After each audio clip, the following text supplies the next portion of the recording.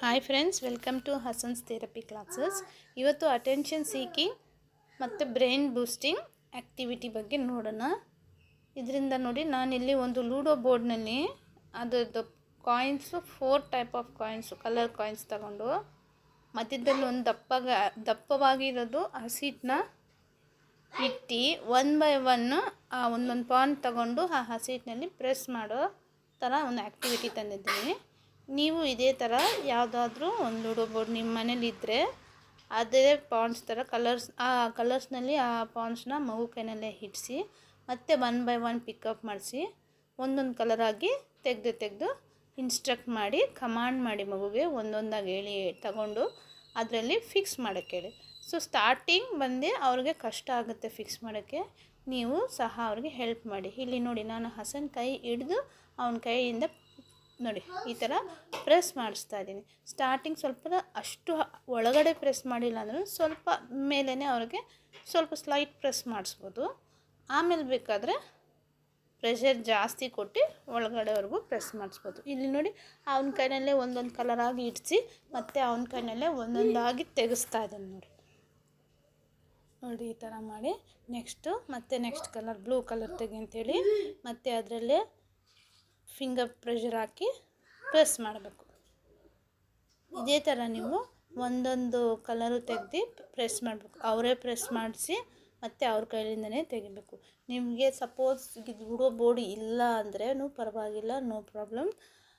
ಇದ್ದರೆ ನೀವು ಯೂಸ್ ಮಾಡ್ಕೋಬೋದು. ಇಲ್ಲ ಅಂದರೆ ಇನ್ನೊಂದು ಟೆಕ್ನಿಕ್ ಏನಂದರೆ, ಇದೇ ಥರ ಚಪಾತಿ ಹಸಿಟ್ಟಿಸ್ಕಿ ದಪ್ಪವಾಗಿ ಪ್ರೆಸ್ ಮಾಡಿ ಮಗು ಮುಂದೆ ಒಂದು ಪ್ಲೇಟ್ನಲ್ಲಿ ಇಟ್ಟು ಬೇಳೆ ಬರುತ್ತಲ್ಲ, ಕಡಲೆಬೇಳೆ ಇಲ್ಲ ಕಾಬೂಲ್ ಚೆನ್ನ ಬೆಸ್ಟು, ದಪ್ಪಾಗಿರುತ್ತೆ. ಕಾಬೂಲ್ ಚೆನ್ನ ಬರುತ್ತಲ್ಲ ಅದು, ಇಲ್ಲ ಕಡಲೆಬೇಳೆ, ಈ ಥರ ಯಾವುದಾದ್ರೂ ಬೇಳೆ ದೊಡ್ಡದಾಗಿರೋ ಬೇಳೆ ಅಂದರೆ ಒಳ್ಳೆಯದು. ಯಾಕಂದರೆ ಸುಮಾರು ಮಕ್ಕಳು ಬಾಯಿನಲ್ಲಿ ಮೂಗಿನಲ್ಲಿ ಹಾಕ್ಕೊಬಿಡ್ತಾರಲ್ಲ, ಅದಕ್ಕೆ ಕಾಬೂಲ್ ಚೆನ್ನ ತಗೊಂಡು ಒಂದೊಂದಾಗಿ ಮಗು ಕೈನಲ್ಲಿ ಫಿಕ್ಸ್ ಮಾಡಿಸಿ ತೆಗಿಯೋಕ್ಕೆ ಹೇಳಿ. ಒಂದೊಂದಾಗಿ ಕಡಲೆಬೇಳೆನ ಇಲ್ಲ ಕಾಬೂಲ್ ಚೆನ್ನ ತೆಗೆದು ಆ ಹಸಿಟ್ಟಿನಲ್ಲಿ ಫಿಕ್ಸ್ ಮಾಡಿಸಿ ಅವ್ರಾಗಿ ತೆಗಿಬೇಕು. ಅಮುಕಿ ಹಸಿಟ್ಟಿನಲ್ಲಿ ಫಿಕ್ಸ್ ಮಾಡಬೇಕು. ಮತ್ತೆ ಅದೇ ಸೀಟಿಂದ ಮತ್ತೆ ಆ ಚೆನ್ನನ ತೆಗೆದು ಆಚೆ ಇಡಬೇಕು. ಮತ್ತೆ ಅರೇಂಜ್ ಮಾಡಬೇಕು, ಪ್ರೆಸ್ ಮಾಡಬೇಕು, ಮತ್ತೆ ತೆಗಿಬೇಕು. ಇದರಲ್ಲಿ ಏನಂದರೆ ಮೇನ್ ಥಿಂಗು ಫಿಂಗರ್ ಪ್ರೆಸ್ ಇರಬೇಕು.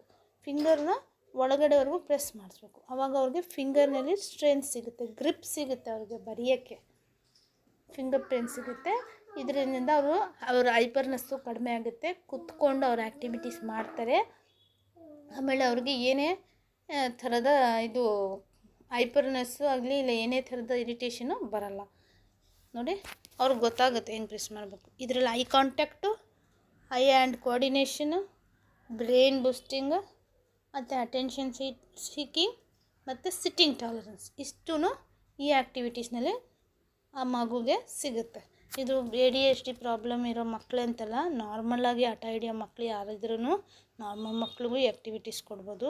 TV ಮೊಬೈಲ್ಗಿಂತ ಈ ಥರ ಆ್ಯಕ್ಟಿವಿಟೀಸ್ ಅವ್ರಿಗೆ ಮಾಡೋದ್ರಿಂದ ಆ ಮಗುಗೆ ಕಾನ್ಸಂಟ್ರೇಷನ್ ಇನ್ಕ್ರೀಸ್ ಆಗುತ್ತೆ. ನೋಡಿ, ಈ ಥರ ನಾನು ಎಲ್ಲ ಕಲರು ಅವನ ಕೈನಲ್ಲಿ ಪ್ರೆಸ್ ಮಾಡಿಸಿ. ನೋಡಿ, ಸ್ಟಾರ್ಟಿಂಗ್ ಸ್ಲೈಟ್ ಪ್ರೆಸ್ ಮಾಡಿಸಿದೆ, ಆಮೇಲೆ ಡೀಪಾಗಿ ಒಳಗಡೆ ಪ್ರೆಸ್ ಮಾಡಿಸಿದೆ. Next stick ತೊಗೊಬಿಡಿ.